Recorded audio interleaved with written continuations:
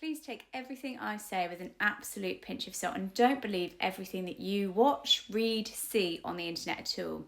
I know that's not a very good sort of advert to say, come and follow me on my page. I've been a midwife for the last 13 years. I'm registered with the Nursing and Midwifery Council. I have a master's, I have a BSc, I have a lot of qualifications and credentials. But I want you to be able to understand that I want you to look at everyone and any claim, anything that's out there, and be able to ask for, what is the research and shall I go and read that myself? And you will notice that particularly on any video that I do where I am associating stuff, correlating stuff, where I am saying that there's research for this, that and the other, I will put the evidence on the side where you can just press and hold and you can take a screenshot of that and you'll be able to go and read that piece of research yourself. And if there are systematic reviews or meta-analysis, these are the best things that we can use, and I try my best wherever they exist to use those. Why? Because systematic reviews and meta-analysis takes a lot of research pieces focusing on whatever that area is. For example, breastfeeding or cesarean births or vaginal births or whatever it is, home births, hospital births. What it will do is take those topics and look at all of the pieces of research that's been in that particular area. And then what they'll do is they'll bring it all together, look at bias. They'll look at how many people in the samples there were, how valid they are, how credible they are, whether they've got any sort of underpinning funding for certain things as well, whether there could be that bias leaning from certain companies or financial interest, for example. They'll bring it all together and then they'll make the conclusions based on everything brought together. So these are the best types of research that we have available to be able to use. And I've seen so much misinformation on this app, on other apps, whereby people, influencers primarily, make claims, make associations with no credentials and nothing to back it up. And I've had to unpick some of that before. You know, if you look at the vitamin K stuff that was going wild around about August time, there was zero evidence to be able to back up those claims made. Whenever I say something, I will put the research there that you can go and read yourself, you can go and have a look at, you can be able to decipher and unpick yourself. I want you to be informed, I want you to be empowered, and I want you to use these strategies when you are working with your healthcare professionals. I want you to be able to ask them, what is the research? What's the evidence for what you are recommending to me? I don't want you to go into stuff really blindly. And it's always, where possible, I will try and bring the balance of stuff. So I will unpick the evidence. If there's some evidence and say, is it good? Is it bad? What's there? What's not? What needs more research on? What were the conclusions? Rather than just giving you a hard-hitting headline. Unlike the news articles that often pick these things up, make these wild claims and actually haven't looked at the detail behind it. And what I love most about correlational evidence, about big population-based studies, is it provides the ability to try and find cause and effect.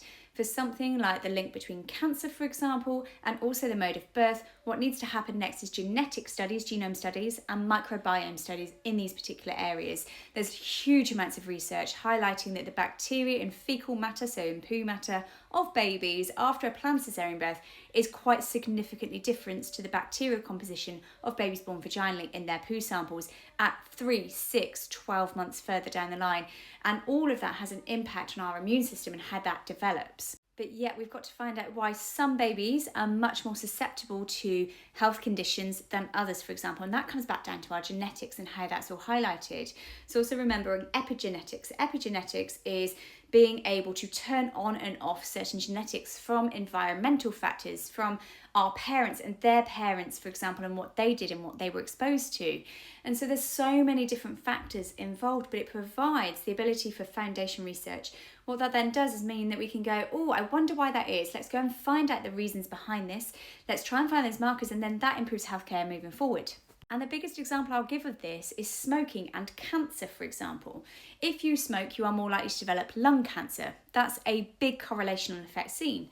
But what they've started doing is looking at why and how and what that physiology is of having the carbon monoxide, the smoking, the tar, the nicotine and everything else has on the impact on the lungs. In addition to smoking, you will always find somebody who goes, well, I had my grandma who smoked for 86 years and she lived till she was like 100 and yet she's fine. She never had lung cancer. And that's probably because some people are more genetically predisposed to certain things. And when you have stuff that is environmental, certain bacteria, certain food products, certain whatever it is, sometimes that can turn on and off your genetics. And so it's only until you've got the foundation correlation research that you can start looking into these things further.